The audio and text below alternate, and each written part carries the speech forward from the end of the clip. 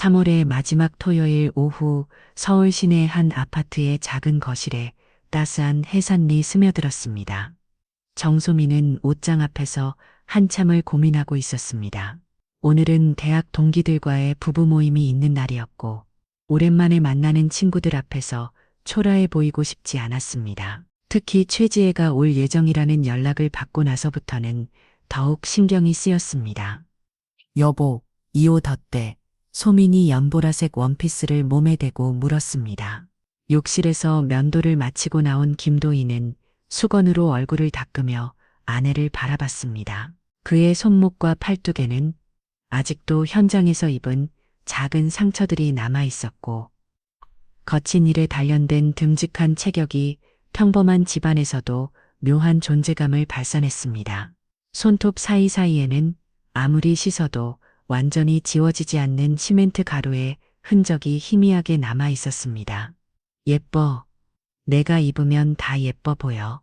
도윤의 진심 어린 말에 소민의 얼굴에 미소가 번졌습니다. 그녀는 남편의 단순하면서도 따뜻한 성격을 누구보다 잘 알고 있었습니다. 결혼한 지 3년이 넘었지만 도윤은 여전히 소민을 대할 때만큼은 서툴면서도 정성스러운 모습을 보였습니다. 평소 거친 현장에서 일하는 그의 모습과는 전혀 다른 섬세하고 배려 깊은 면이 있었습니다. 도윤은 옷장에서 유일한 정장을 꺼냈습니다. 결혼식 때 입었던 검은색 양복이었는데 평소 작업복이만 익숙한 그에게는 여전히 어색한 옷이었습니다. 소민은 남편이 넥타이를 매는 것을 도와주며 자연스럽게 그의 어깨에 손을 올렸습니다. 양복 속에서도 단단하게 다져진 어깨와 가슴 근육이 느껴졌습니다. 매일 무거운 자재들을 나르고 철근을 다루며 단련된 몸이었습니다.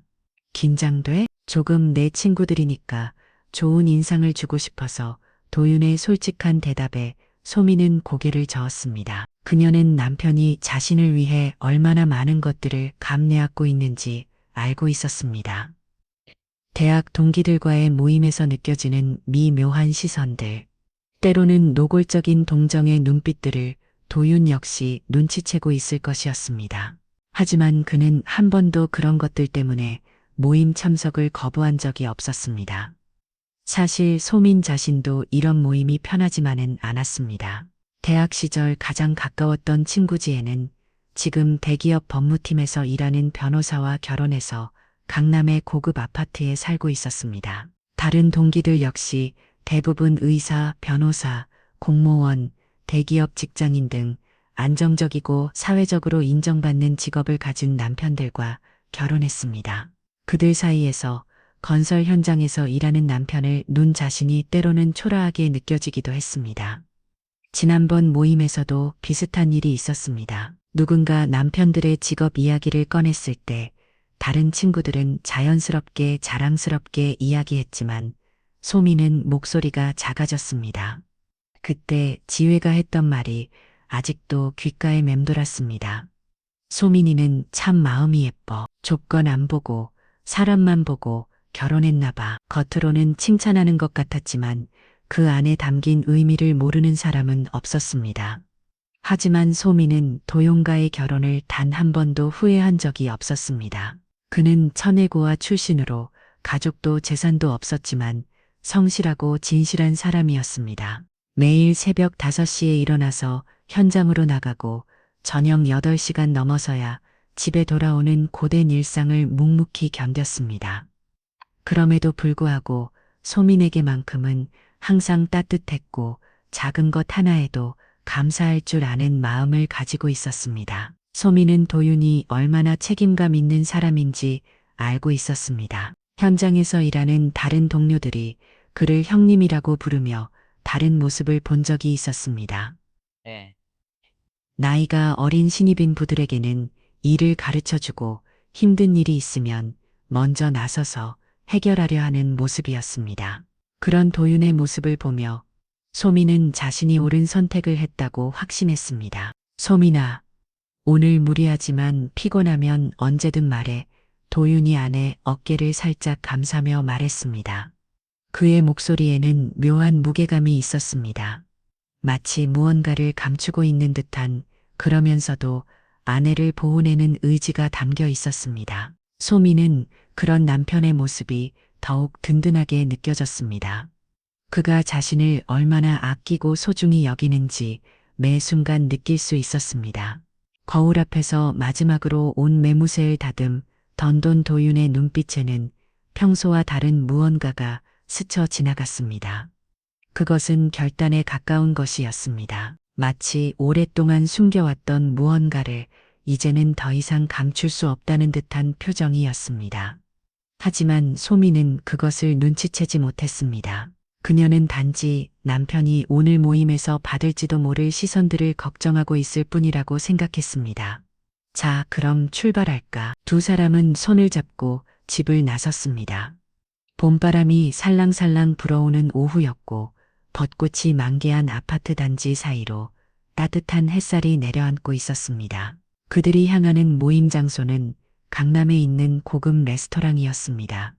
지하철로 약 40분 거리였습니다. 도희는 평소처럼 대중교통을 이용하자고 했고 소미는 자연스럽게 고개를 끄덕였습니다. 지하철역으로 향하는 길에서 소미는 남편의 옆모습을 살펴봤습니다. 정장을 입은 도희는 평소보다 더욱 의젓해 보였습니다. 넓은 어깨와 단정한 자세, 그리고 깊이 있는 눈빛이 어딘지 범상치 않은 품격을 풍겼습니다. 하지만 소미는 그것을 단순히 남편의 타고난 품성이라고만 생각했습니다. 지하철란에서 소미는 창밖을 바라보며 생각에 잠겼습니다. 오늘만큼은 남편이 받을 시선들에 상처받지 않았으면 좋겠다는 바람이 간절했습니다. 그녀는 도윤의 손을 꼭 잡으며 마음속으로 다짐했습니다. 어떤 말을 들어도 흔들리지 않겠다고, 자신이 선택한 남편을 끝까지 믿고 지켜내겠다고 말입니다. 하지만 그녀는 아직 몰랐습니다. 오늘 밤 모든 것이 뒤바뀔 것이라는 사실을 말입니다. 오후 6시 강남 한복판에 위치한 고급 이탈리안 레스토랑 앞에서 소민과 도희는 잠시 걸음을 멈췄습니다. 화려한 네온 사인과 유리창 너머로 보이는 세련된 인테리어가 소민을 압도했습니다. 레스토랑 입구에는 발레 파킹 서비스를 받으러 온 고급 승용차들이 줄지어 서 있었고 정장 차림의 남녀들이 자연스럽게 드나들고 있었습니다. 여기가 맞나? 소민이 작은 목소리로 물었습니다. 평소 동네 식당에서 식사하던 그녀에게는 이런 고급스러운 장소가 부담스러웠습니다. 반면 도희는 이런 곳에 익숙해 보였지만 아내를 배려해 당황스러운 척 연기하며 고개를 끄덕였습니다. 사실 그는 어린 시절부터 이런 레스토랑들을 자주 이용했지만 소민 앞에서는 그런 과거를 철저히 감추고 있었습니다.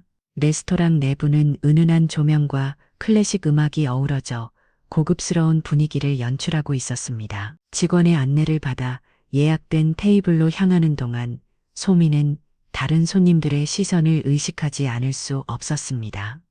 그들 대부분은 명품 브랜드의 옷을 입고 있었고 자연스럽게 와인을 주문하며 담소를 나누고 있었습니다. 소민의 소박한 차림새가 유독 눈에 띄었지만 도희는 오히려 이런 분위기가 자연스러워 보였습니다. 테이블로는 이미 최지혜와 박정우가 먼저 와서 기다리고 있었습니다. 지혜는 샤넬 재킷을 입고 있었고 목에는 진주 목걸이가 우아하게 걸려 있었습니다.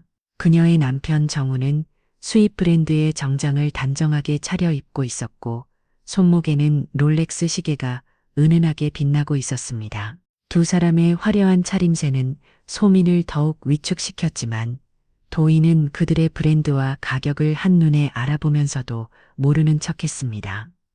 지혜가 밝은 목소리로 손을 흔들며 일어났지만 그녀의 시선은 금세 도윤에게로 향했습니다. 도윤의 낡은 구두와 약간 구겨진 넥타이, 그리고 손목에 난 작은 상처들을 재빠르게 훔쳐봤습니다. 하지만 지혜는 도윤의 자연스러운 자세와 품격 있는 몸가짐에서 느껴지는 묘한 위화감을 놓쳤습니다.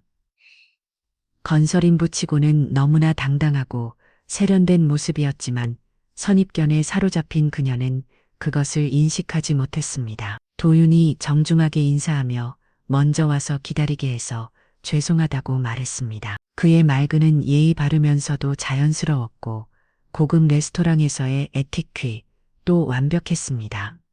정우가 일어나서 악수를 청했을 때 두 남자의 손이 맞닿는 순간이 묘한 긴장감을 잘 안했습니다. 정우는 도윤의 거칠고 굳은 살이 박인 손을 느꼈지만 동시에 그의 악수법이 상당히 세련된다는 것도 느꼈습니다. 하지만 그는 그저 현장 일을 오래 한 사람의 특징 정도로만 생각했습니다. 자리에 앉자마자 지혜가 메뉴판을 들고 이곳의 와인이 정말 좋다며 자랑하기 시작했습니다. 정우가 골라준 이탈리아 직수입 와인이 한 병에 15만 원 정도 한다고 말하는 순간 소민의 얼굴이 굳어졌습니다. 15만 원이면 도윤의 하루 일당과 비슷한 금액이었습니다.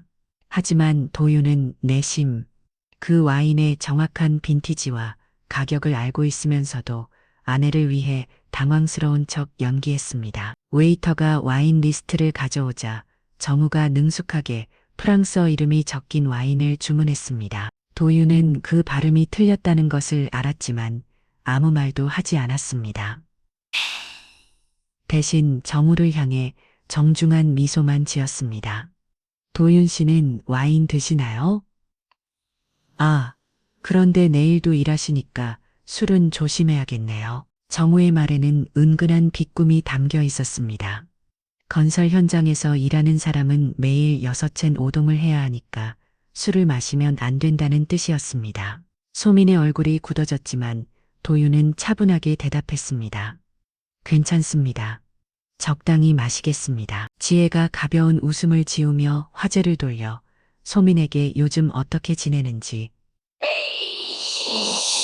집은 아직 그 아파트에 사는지 물었습니다.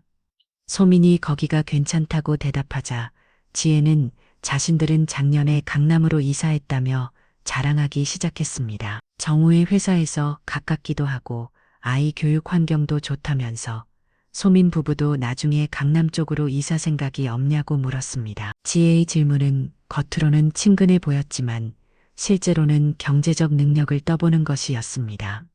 강남의 아파트 가격이 얼마나 비싼지는 모두가 알고 있는 사실이었습니다. 도인은 내심 자신이 강남에서도 가장 비싼 지역의 여러 채의 부동산을 소유하고 있다는 사실을 떠올렸지만 조용히 대답했습니다. 아직은 지금 집이 편해서요. 나중에 여건이 되면 생각해 보겠습니다. 정우가 피시고 쓰며 말했습니다. 그러게요. 강남은 아무나 살 수 있는 곳이 아니니까요. 저희도 정말 무리해서 들어간 거거든요. 그의 말은 겸손한 척하면서도 자신의 경제적 능력을 과시하는 것이었습니다. 동시에 도윤 부부는 그런 능력이 없다는 것을 돌려서 말하는 것이기도 했습니다. 도인은 정우가 말하는 아파트가 자신이 소유한 건물 중 하나라는 사실을 알고 있었지만 아무 표정 변화 없이 고개만 끄덕했습니다. 이때 다른 동기 부부들이 하나 둘 도착하기 시작했습니다. 의사인 남편을 둔 미경, 공무원과 결혼한 수진, 그리고 대기업 부장인 남편을 둔 혜진까지 모두들 화려한 차림으로 나타났고 자연스럽게 서로의 근황을 묻기 시작했습니다. 대화는 자연스럽게 남편의 직업과 성과 이야기로 흘러갔습니다. 미경은 남편이 최근 개원한 병원 이야기를, 수진은 남편이 승진한 이야기를, 혜진은 남편이 받은 포상 이야기를 자랑스럽게 꺼냈습니다. 그들의 화려한 성공담 속에서 도윤만 소외되어 있는 것처럼 보였습니다. 지혜가 의도적으로 도윤에게 시선을 돌리며 요즘 어떤 현장에서 일하는지 물었습니다. 도윤이 신도식 쪽 아파트 건설 현장에서 일한다고 대답하자 지혜는 동정어린 표정을 지으며 물었습니다. 아, 그렇구나. 요즘 건설업계가 어렵다던데 괜찮으세요?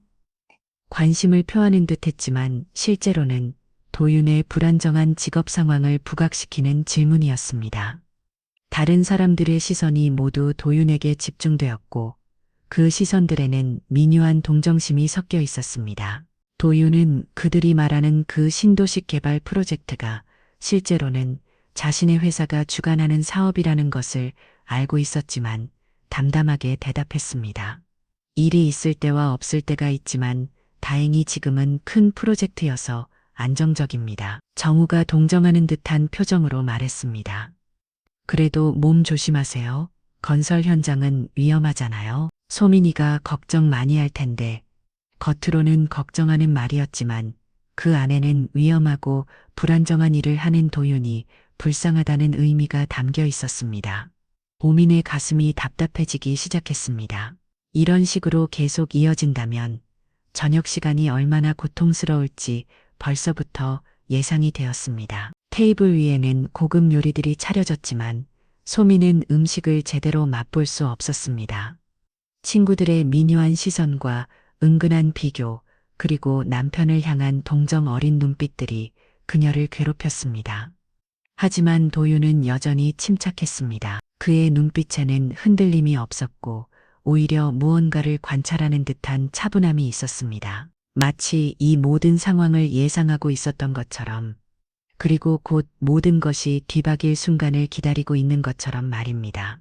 저녁 식사가 본격적으로 시작되면서 분위기는 더욱 어색해졌습니다. 웨이터가 가져온 고급 요리들이 테이블에 차려졌지만 소민은 음식을 제대로 맛볼 수 없었습니다. 지혜와 정호의 시선과 말투에서 느껴지는 미묘한 오월감이 점점 노근적으로 드러나고 있었기 때문입니다. 정호가 와인을 따르며 능숙하게 와인에 대한 설명을 늘어놓기 시작했습니다. 포도 품종부터 빈티지까지 마치 와인 전문가라도 되는 양 자세히 설명했습니다. 다른 부부들은 감탄하며 고개를 끄덕였지만 도윤만은 조용히 듣고만 있었습니다. 사실 도윤은 정호가 말하는 대부분의 정보가 틀렸다는 것을 알고 있었습니다. 어린 시절부터 최고급 와인들을 접해온 그에게는 정호의 지식이 얇았지만 아무런 반응을 보이지 않았습니다. 지혜가 최근에 다녀온 유럽 여행 이야기를 꺼내며 자랑하기 시작했습니다.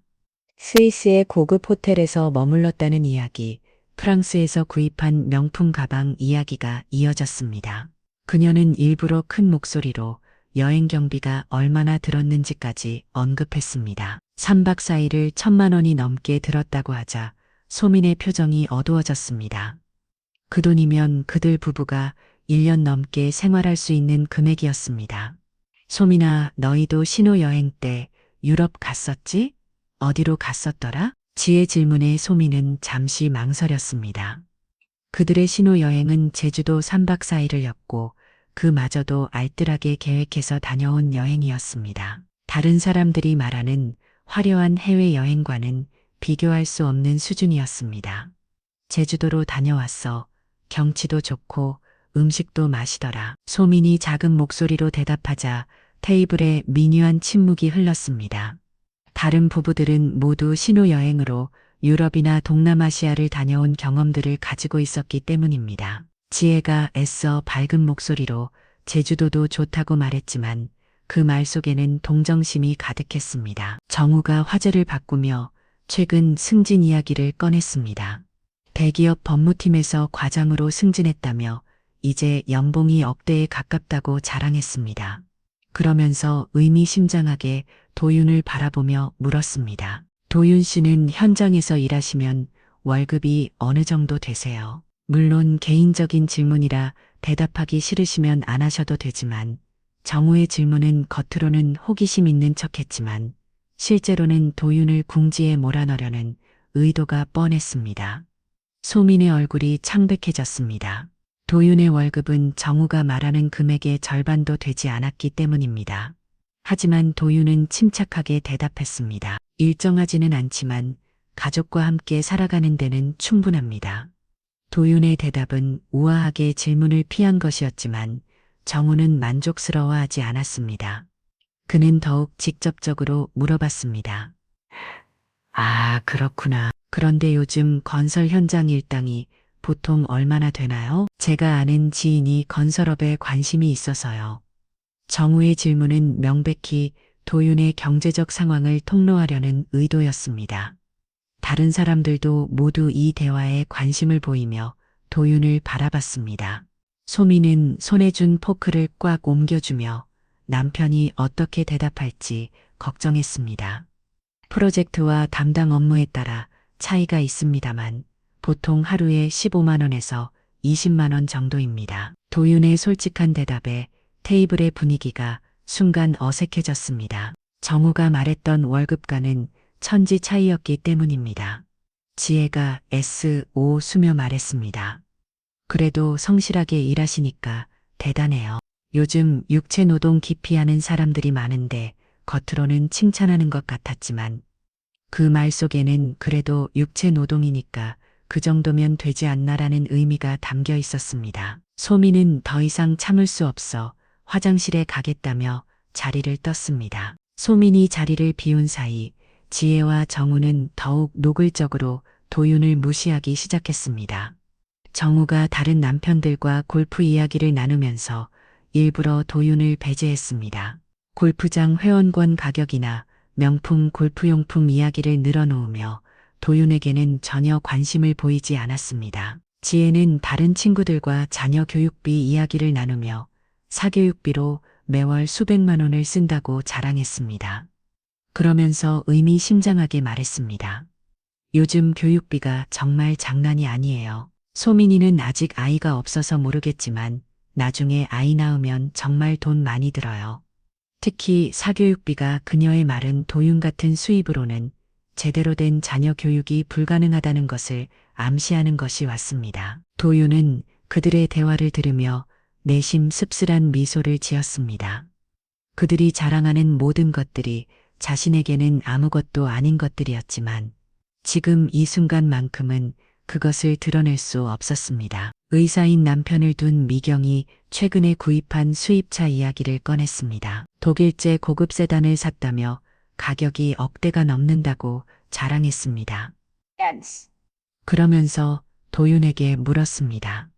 도윤 씨는 차 있으세요? 자녀 대중교통을 이용합니다. 도윤의 대답에 테이블에 또 다른 침묵이 흘렀습니다. 차가 없다는 것은 곧 경제적 여유가 없다는 것을 의미했기 때문입니다. 미경이 어휘로 하는 듯한 말투로 말했습니다. 요즘 대중교통이 잘 되어 있으니까 차 없어도 괜찮죠. 환경에도 좋고 하지만 그녀의 말에는 진심이 담겨 있지 않았습니다. 오히려 도윤을 더욱 초라하게 만드는 말이었습니다. 도윤은 자신이 소유한 수십 대의 차들을 떠올리며 조용히 미소만 지었습니다. 그 중에는 이들이 자랑하는 차보다 훨씬 비싼 차들도 여러 대 있었지만 지금은 그것을 말할 때가 아니었습니다. 화장실에서 돌아온 소민의 눈이 빨갛게 되어 있었습니다. 그녀가 울었다는 것을 모르는 사람은 없었지만 아무도 언급하지 않았습니다. 소민이 자리에 앉아 지혜가 일부러 밝은 목소리로 말했습니다. 소민아 괜찮아 얼굴이 좀 빨갛네. 응 괜찮아 좀 더워서 그래. 소민이 웃으며 대답했지만 그녀의 목소리는 떨리고 있었습니다. 도윤은 아내 상태를 알아차리고 그녀의 손을 살짝 잡았습니다. 하지만 그 순간 정우가 또 다른 폭탄 발언을 했습니다. 그런데 도윤 씨 혹시 나중에 다른 일 해볼 생각은 없으세요? 건설일은 나이 되면 힘들잖아요. 정우의 질문은 도윤의 미래에 대한 불안감을 건드리는 것이었습니다. 건설 현장에서 일하는 사람들은 나이가 들면 일할 수 없다는 편견을 그대로 드러낸 질문이었습니다. 소민의 얼굴이 더욱 창백해졌지만 도윤은 여전히 침착했습니다. 지금 하는 일에 만족하고 있습니다. 앞으로도 계속할 생각입니다. 도윤의 대답은 단호했지만 정우는 만족하지 않았습니다. 그는 마치 조언하는 듯한 말투로 계속했습니다. 그래도 미래를 생각해 보세요. 소민이를 위해서라도 좀 더 안정적인 일을 찾아보시는 게 그 순간 도윤의 눈빛이 차갑게 변했습니다. 아내를 모욕하는 것은 참을 수 있어도 아내를 핑계로 자신을 무시하는 것은 다른 문제였습니다. 하지만 그는 여전히 감정을 드러내지 않고 조용히 대답했습니다. 조언 감사합니다. 하지만 제 일에 대해서는 제가 판단하겠습니다. 도윤의 말투에 미묘한 변화가 있었지만 다른 사람들은 그것을 눈치채지 못했습니다. 단지 건설인부가 자존심을 부린다고 생각할 뿐이었습니다. 하지만 소민은 남편의 목소리에서 평소와 다른 모험가를 느꼈습니다. 마치 강철처럼 단단하면서도 위험한 모험가가 숨어 있는 것 같았습니다.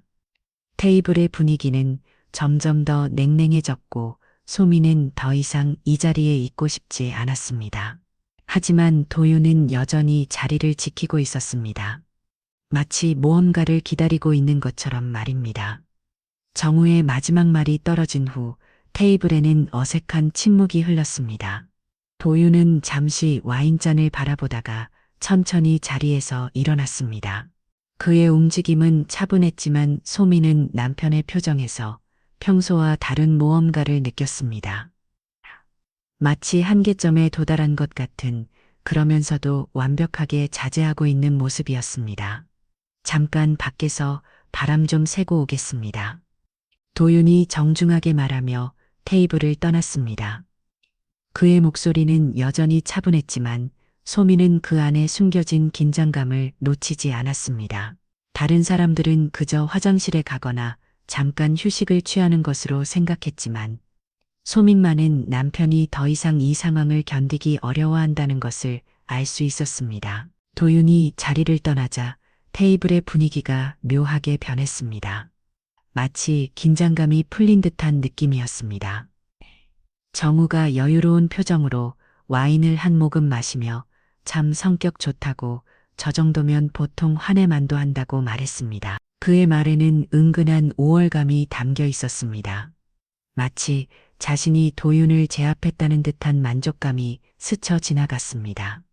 지혜가 작은 목소리로 맞장구를 치며 소민의 남편이 정말 순한 것 같다고 말했습니다. 하지만 소민은 그들의 말이 전혀 칭찬으로 들리지 않았습니다. 오히려 남편을 무력한 사람으로 치부하는 것 같아서 기분이 나빴습니다. 그녀는 도윤이 화를 내지 않는 것이 성격이 좋아서가 아니라 자신을 배려해 사라는 것을 알고 있었습니다. 도윤이 사라진 후 지혜는 더욱 노골적으로 본심을 드러내기 시작했습니다. 다른 친구들과 눈짓을 주고받으며 마치 기다렸다는 듯이 입을 열었습니다. 솔직히 말해도 되는지, 대학 때부터 친구였으니까 진심으로 하는 말이라며 오늘 뗐습니다. 지혜의 말에 소민의 가슴이 철렁했습니다. 이런 식으로 시작하는 말은 대개 상대방을 상처 주는 내용이라는 것을 경험으로 알고 있었기 때문입니다. 지혜가 소민에게 정말 괜찮은지, 결혼 생활이 경제적으로도 그렇고 미래에 대한 계획도 그렇고 걱정된다고 말했습니다. 겉으로는 걱정하는 척했지만 실제로는 소민의 현실을 직시하라는 압박이었습니다. 소민은 잠시 말을 잃었습니다. 어떻게 대답해야 자신의 자존심을 지킬 수 있을지 고민했지만 적절한 답을 찾을 수 없었습니다. 정우가 지혜의 말에 동조하며 거들었습니다. 자신들도 소민을 위해서 하는 말인데 지금이라도 늦지 않았으니까 다른 선택을 생각해보라고 조언했습니다. 그의 말은 더욱 직접적이었습니다. 마치 도윤과의 결혼이 잘못된 선택이라고 단정하는 듯한 어조였습니다. 소민의 얼굴이 창백해졌지만 다른 사람들은 계속해서 자신들의 의견을 쏟아냈습니다. 의사 남편을 둔 미경이 동정 어린 표정으로 말했습니다. 자신들이 이런 말하는 것도 다 소민을 생각해 서라며, 지금은 잘못일까 괜찮을지 모르지만 나중에 아이라도 생기면 어떻게 할 거냐고 걱정했습니다. 미경의 말에 다른 사람들도 고개를 끄덕였습니다. 마치 소민의 미래가 이미 정해진 비극인 양 그들은 걱정하는 척했지만 실제로는 우월감을 느끼고 있었습니다. 공무원과 결혼한 수준이 한술 더 떠서 말했습니다. 진짜 솔직히 말하면 대학까지 나온 여자가 왜 그런 선택을 했는지 이해가 안 된다고.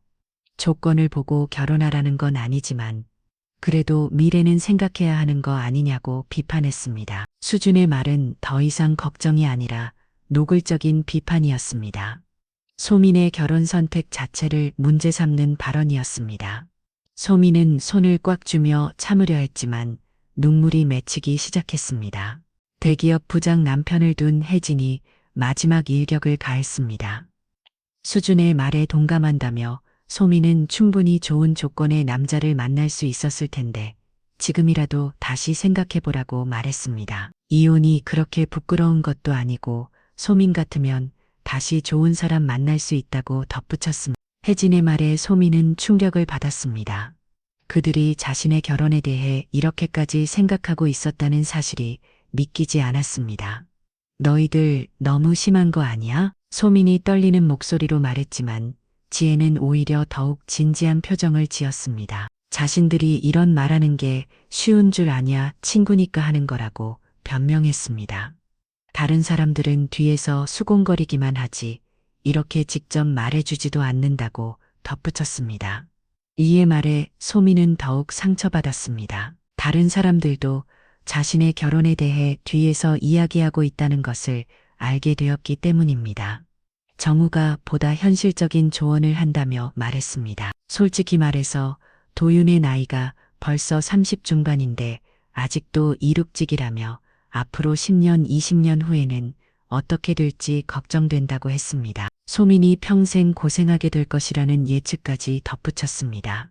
정우의 말은 마치 도윤의 미래를 단정하는 듯 했습니다. 건설 현장에서 일하는 사람들은 나이가 들면 모두 도태될 것이라는 편견을 그대로 드러낸 발언이었습니다.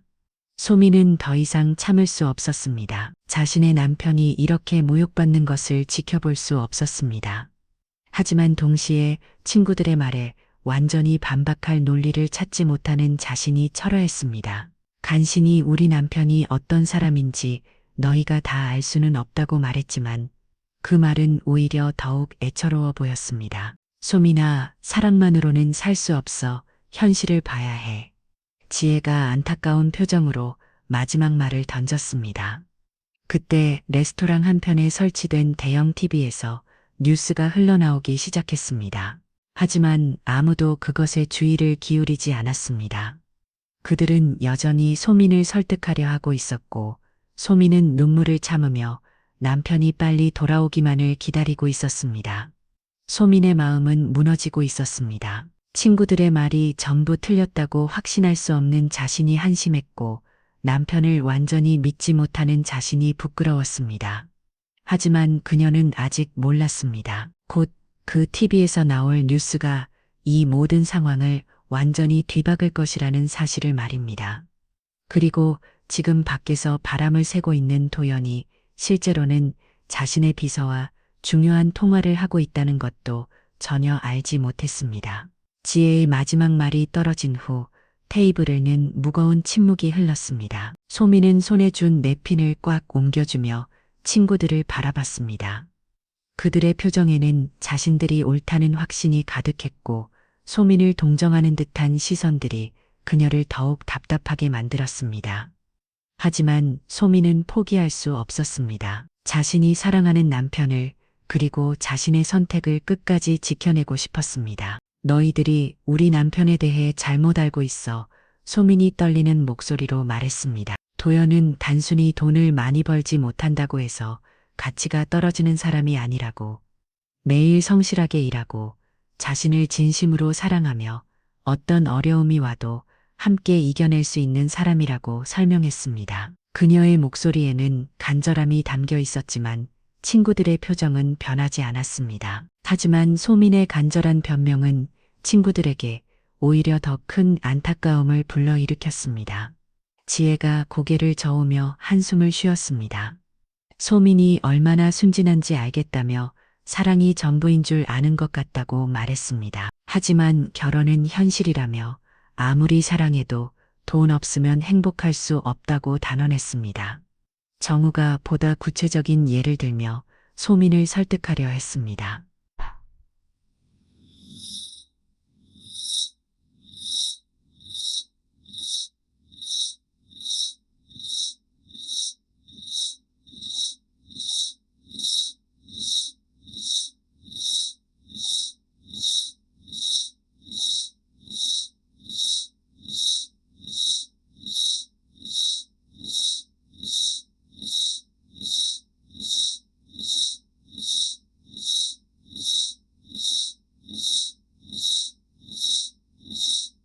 만약 소민이 아프면 어떻게 할 거냐고, 도연의 수입으로 제대로 된 치료를 받을 수 있을지 의문이라고 말했습니다. 아이가 생기면 교육비는 어떻게 감당할 거냐고 현실적인 문제들을 하나씩 제기했습니다. 그의 말에는 논리적인 근거가 있어 보였고 소민은 반박할 말을 찾기 어려워했습니다. 미경이 자신의 경험을 들며 조언했습니다. 의사인 남편 덕분에 경제적 여유가 있어서 얼마나 많은 것들을 할 수 있는지 설명했습니다. 아이 교육은 물론이고 부모님 병원비, 갑작스러운 응급 상황까지 모든 것을 해결할 수 있다고 자랑했습니다. 그러면서 소민에게 이런 안정감을 포기하고 사는 게 정말 행복한지 물었습니다. 수준이 더욱 직설적으로 말했습니다. 소민의 나이가 이미 30 중반인데 지금 결정하지 않으면 정말 늦는다고 경고했습니다. 여자에게는 시간이 많지 않다며 감정에만 휘둘려서 인생을 망치지 말라고 충고했습니다. 냉정하게 계산해 보라며 도윤과 함께하는 미래와 다른 선택지를 비교해 보라고 압박했습니다. 혜진이 마지막 카드를 꺼냈습니다. 자신이 아는 괜찮은 남자들을 소개해 줄 수 있다고 제안했습니다. 나이는 조금 많을 수 있지만 경제적으로 안정되어 있고 소민 같은 여자를 찾는 사람들이 있다고 말했습니다. 지금이라도 늦지 않았으니 새로운 기회를 잡으라고 권했습니다. 소민은 친구들의 말을 들으며 혼란스러워했습니다. 그들의 논리가 완전히 틀렸다고 할 수는 없었기 때문입니다. 실제로 경제적인 어려움 때문에 고민했던 적이 한두 번이 아니었습니다. 도윤의 불안정한 수입 때문에 매달 가계부를 맞추기 위해 고군분투했고 미래에 대한 막연한 불안감도 있었습니다. 하지만 소민은 친구들이 놓치고 있는 중요한 것이 있다고 생각했습니다. 이시 도윤과 함께 있을 때 느끼는 행복감, 그가 보여주는 진실한 사랑, 그리고 어떤 어려움이 와도 함께 이겨낼 수 있다는 믿음 같은 것들 말입니다. 돈으로 살 수 없는 소중한 가치들이 분명히 있었습니다. 돈이 전부는 아니야. 우리는 서로 사랑하고 그게 가장 중요해. 소민이 간신히 입을 열었지만 그녀의 목소리는 점점 작아지고 있었습니다. 친구들의 냉소적인 시선이 그녀의 확신을 흔들고 있었습니다. 지혜가 안타까운 표정으로 고개를 저었습니다. 소민의 마음은 충분히 이해하지만 감정과 현실은 다르다며 선을 그었습니다. 친구로서 마지막으로 조언하는 것이 진지하게 생각해보라고 당부했습니다. 정우가 좀 더 현실적으로 접근해보자면 말했습니다. 사랑도 중요하지만 생계도 중요하다고 소민이 평생 아르바이트를 하면서 살 건지 물었습니다. 도윤이 나이가 들어서 일을 못하게 되면 누가 생계를 책임질 거냐며 미래에 대한 불안감을 자극했습니다. 수준이 보다 직접적으로 말했습니다. 자신들이 이렇게 말하는 것도 소민을 정말 걱정해서라며 지금이라도 정신 차리고 현실을 보라고 충고했습니다. 사랑만으로는 밥 먹고 살 수 없다며 로맨틱한 환상에서 깨어나라고 조언했습니다. 미경이 최종적으로 정리하듯 말했습니다. 결혼은 현실이라며 감정보다는 이성적인 판단이 필요하다고 강조했습니다.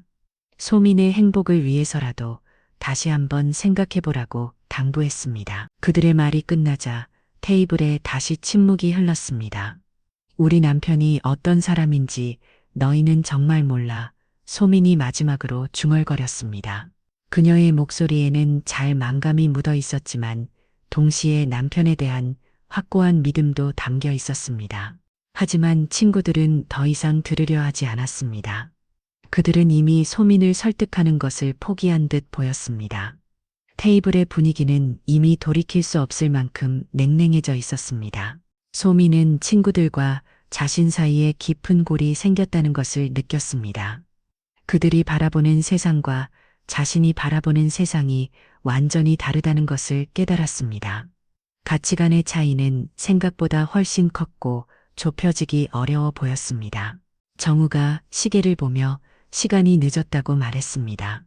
내일 일찍 출근해야 한다며 슬슬 마무리하자고 제안했습니다. 다른 사람들도 동조하며 자리를 정리할 준비를 했습니다. 그때 레스토랑 한편의 TV에서 뉴스 속보 음악이 흘러나오기 시작했습니다. 하지만 아무도 그것에 주의를 기울이지 않았습니다. 모두가 어색한 분위기를 빨리 끝내고 싶어 했기 때문입니다. 소민은 도윤이 빨리 돌아와서 이 지옥 같은 시간이 끝나기를 간절히 바랐습니다. 하지만 그녀는 아직 몰랐습니다. 곧 모든 것이 완전히 뒤바뀔 것이라는 사실을 말입니다. 정우가 계산서를 요청하려고 손을 들어 웨이터를 부르는 순간 레스토랑 한편에 설치된 대형 TV에서 갑자기 속보음악이 울려 퍼졌습니다. 평소 배경음악처럼 무시됐던 뉴스가 갑자기 모든 사람들의 시선을 끌기 시작했습니다.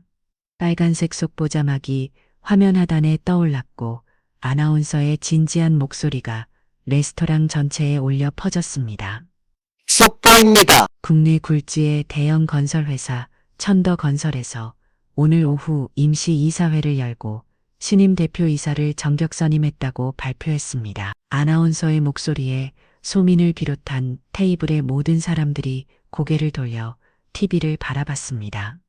천더건설이라는 이름은 누구나 아는 대기업이었습니다. 국내 건설업계 1위의 회사였고 수많은 대형 프로젝트를 담당하는 거대 기업이었습니다. 사람들은 궁금한 듯 TV에 집중하기 시작했습니다. 천더건설은 창업자 가문의 직계 후손이 경영진에 합류한다고 밝혔습니다. 신임 대표이사를 곧 김재혁 회장의 외아들로 그동안 신분을 숨기고 현장 경험을 쌓아온 것으로 알려졌습니다. 뉴스가 계속되면서 테이블의 분위기가 묘하게 변했습니다. 지혜가 작은 목소리로 천더건설이 정말 큰 회사라며 그 회장, 아들이 지금까지 신분을 숨기고 있었다는 게 신기하다고 말했습니다. 정우도 고개를 끄덕이며 대기업 후계자들은 다 그런 식으로 수업을 받는다고 현장 경험이 중요하다고 덧붙였습니다. 신임 김도윤 대표이사는 아버지의 유언에 따라 지난 5년간 회사 소속 건설 현장에서 일반 직원과 동일한 조건으로 근무해 왔습니다. 아나운서가 김도윤이라는 이름을 언급하는 순간 소민의 얼굴이 창백해졌습니다. 우연의 일치일 수도 있었지만 이름이 같다는 사실이 그녀를 당황스럽게 만들었습니다. 다른 사람들은 아직 아무것도 눈치채지 못한 채 계속 뉴스를 지켜보고 있었습니다. 화면이 바뀌면서 천더건설 본사 건물이 나타났습니다. 웅장한 고층 빌딩의 모습과 함께 회사 연역과 주요 사업 분야들이 소개되었습니다. 아나운서는 천더건설이 국내 최대 규모의 건설을 사이며 해외 진출도 활발하게 하고 있다고 설명했습니다. 다음은 신임 김도윤 대표이사의 프로필을 보시겠습니다. 화면에 인물 속의 화면이 나타났습니다. 그리고 그 순간 소민의 입에서 작은 비명이 터져나왔습니다.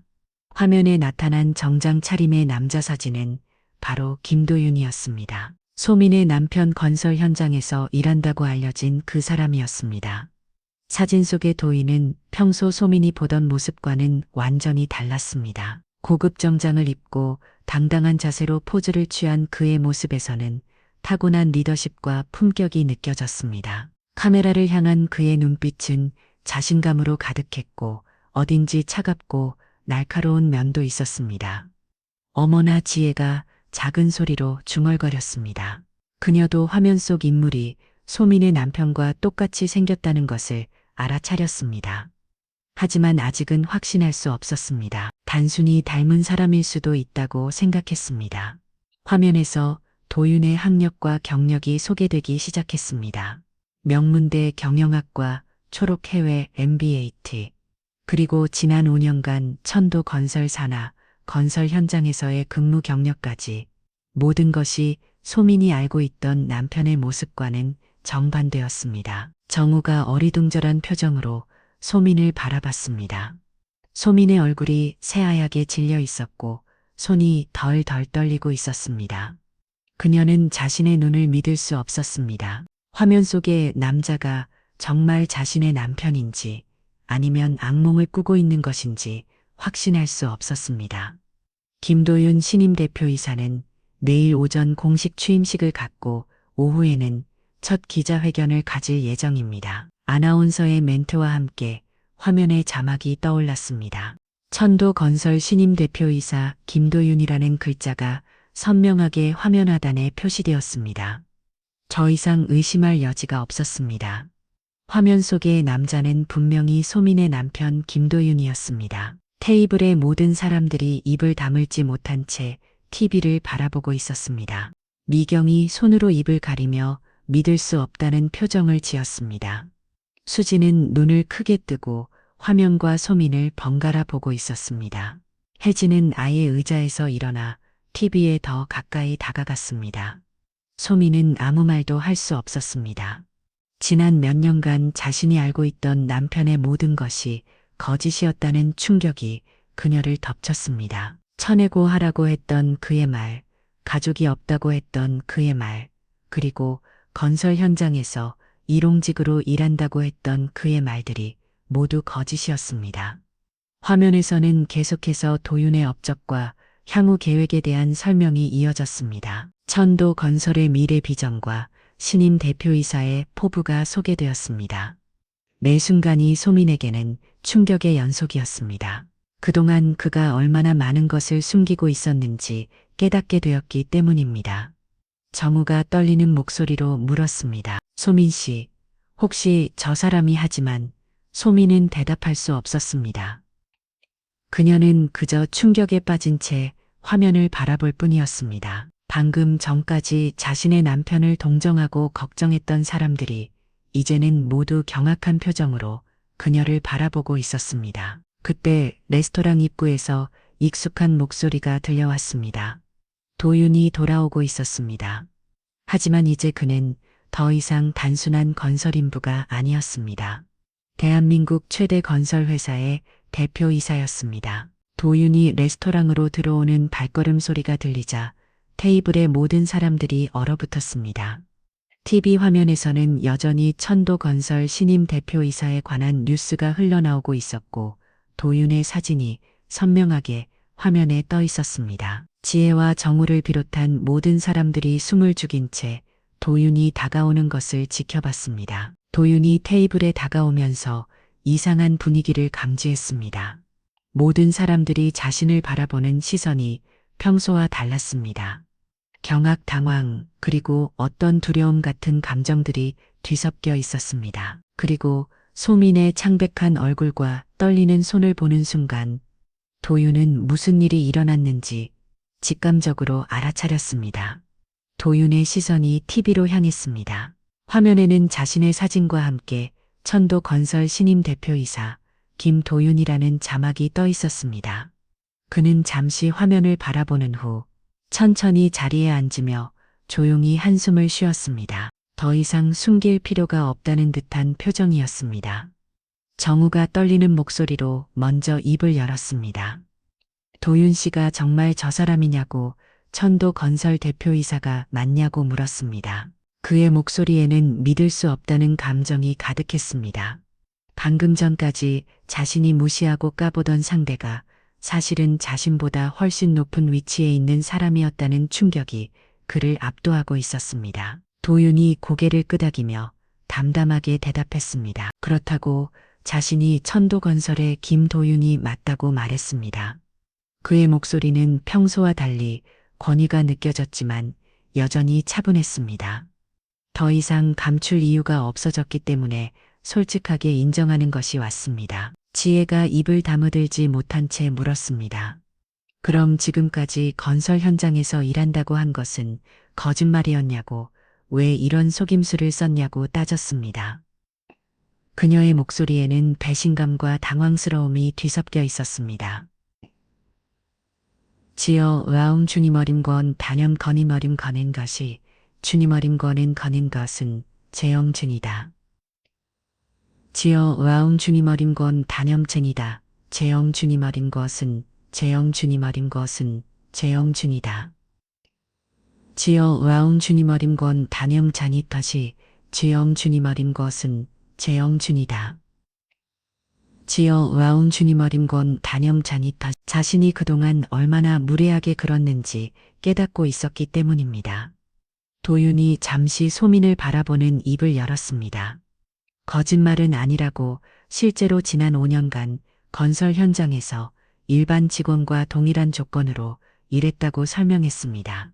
아버지의 유언에 따라 현장 경험을 쌓아야만 정식으로 후계자가 될 수 있었기 때문이라고 덧붙였습니다. 단지 자신의 진짜 정체를 숨겼을 뿐이라고 말했습니다.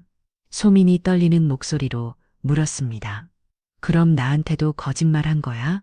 천해고하라고 가족이 없다고 한 말도 도윤의 표정이 잠시 어두워졌습니다. 그는 소민의 손을 잡으려 했지만 소민이 손을 뿌리쳤습니다. 도윤이 깊은 숨을 들이쉬며 말했습니다.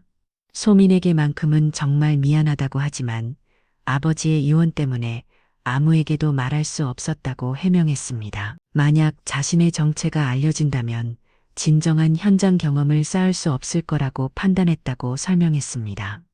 미경이 어이없다는 표정으로 말했습니다.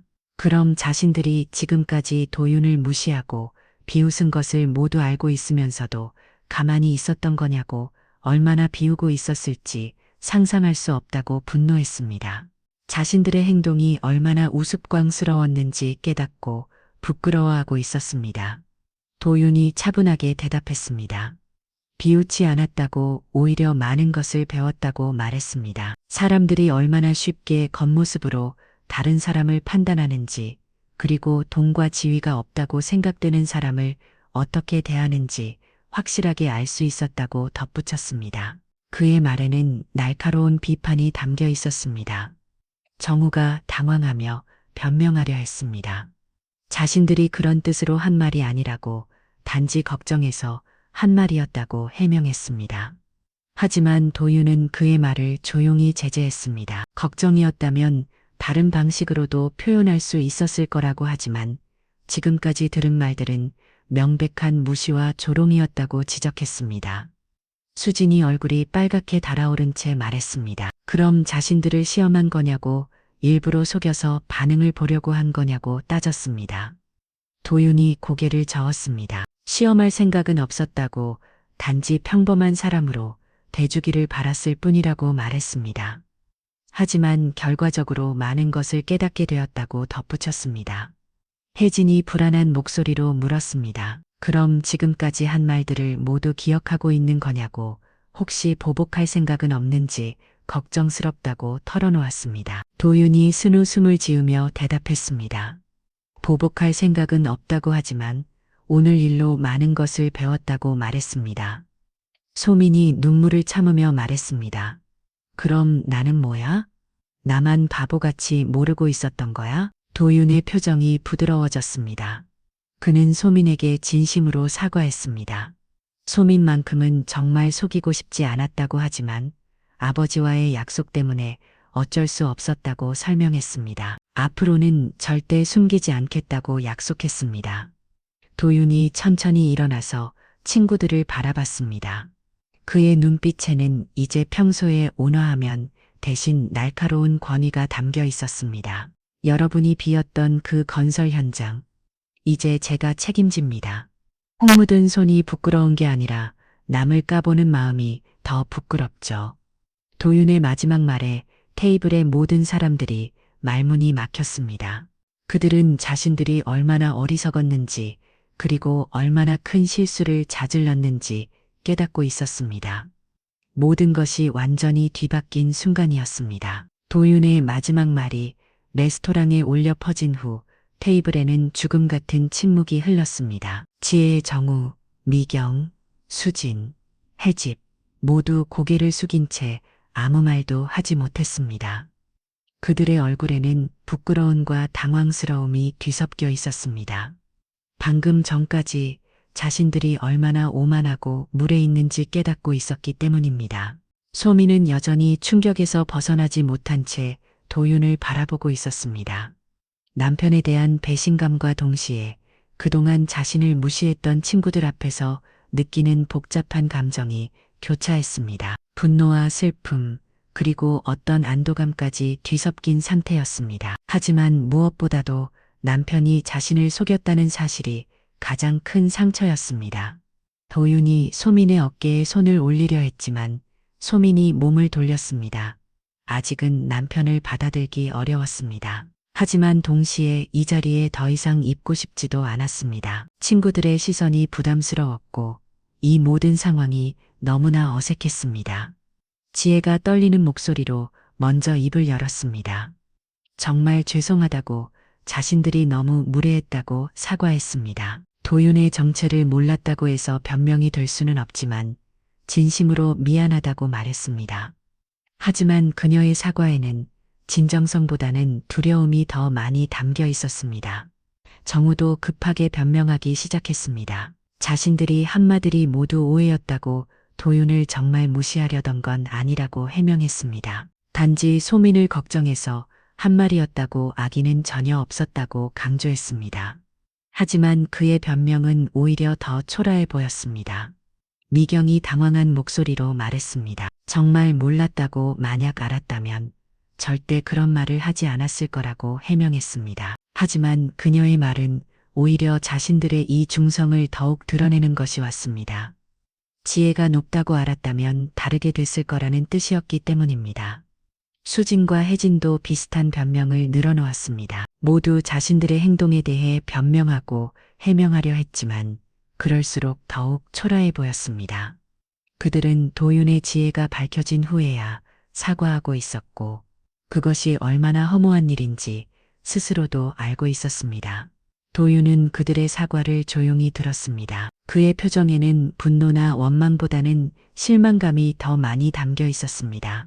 그는 진심으로 평범한 사람으로 대해주기를 바랐지만 결국 사람들은 겉모습과 지위로만 다른 사람을 판단한다는 것을 다시 한번 확인했습니다. 소민이 천천히 일어났습니다. 그녀는 친구들을 한 명씩 바라보며 말했습니다. 오늘 일로 많은 것을 깨달았다고, 진짜 친구가 누구인지 확실히 알게 되었다고 말했습니다. 그리고 더 이상 이런 모임에 참석하고 싶지 않다고 분명하게 선언했습니다. 이제 여기가 더 불편하네. 우리 가자. 소민이 도윤에게 말했습니다. 그녀의 목소리에는 여전히 남편에 대한 서운함이 있었지만 동시에 이 자리를 떠나고 싶다는 마음이 더 컸습니다. 도윤이 고개를 끄덕이며 일어났습니다. 그는 친구들에게 마지막 인사를 건넸습니다.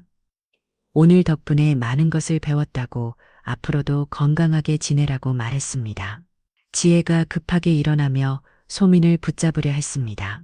우리 나중에 밥 한번, 지혜가 애원하는 목소리로 말했지만 소민은 미소만 짓고 돌아섰습니다. 그 미소에는 여러 감정이 복합적으로 담겨 있었습니다. 안타까움, 실망감, 그리고 어떤 해방감까지 말입니다. 정우가 마지막으로 도윤에게 말했습니다. 정말 죄송하다고, 기회가 된다면 제대로 사과하고 싶다고 말했습니다. 도윤이 잠시 그를 바라보며 대답했습니다. 사과는 필요 없습니다. 대신 앞으로는 사람을 겉모습으로 판단하지 마세요. 도윤의 차분하지만 날카로운 조언의 정우는 아무 말도 할 수 없었습니다. 도윤은 진정한 가치는 돈이나 지위가 아니라 인품에 있다고 덧붙였습니다. 소민과 도윤이 레스토랑을 나서는 모습을 지켜보며 남은 친구들은 말없이 자리에 앉아 있었습니다. 그들의 얼굴에는 부끄러운 과후회가 가득했습니다. 자신들이 얼마나 어리석었는지, 그리고 얼마나 소중한 것을 잃었는지 깨닫고 있었기 때문입니다. 미경이 작은 목소리로 중얼거렸습니다. 정말 바보 같은 일을 했다고, 소민이 자신들을 용서할지 모르겠다고 말했습니다. 수진도 고개를 저으며 자신들이 너무 편견에 사로잡혀 있었다고 인정했습니다. 혜진은 아예 말을 하지 못한 채 고개만 숙이고 있었습니다. 지혜가 한숨을 쉬며 말했습니다. 소민의 말이 맞았다고, 자신들이 정말 그 남편이 어떤 사람인지 몰랐다고 인정했습니다. 겉모습만 보고 판단했던 자신들이 부끄럽다고 털어놓았습니다. 정우도 침묵 속에서 자신의 행동을 반성하고 있었습니다. 웨이터가 계산서를 가져왔지만 아무도 선뜻 나서지 않았습니다. 분위기가 너무 어색했고 모든 사람들이 오늘 일어난 일에 대해 생각에 잠겨 있었기 때문입니다. 결국 정우가 계산을 했지만 그의 표정은 어두웠습니다. 친구들이 하나둘 자리를 정리하며 헤어지기 시작했습니다.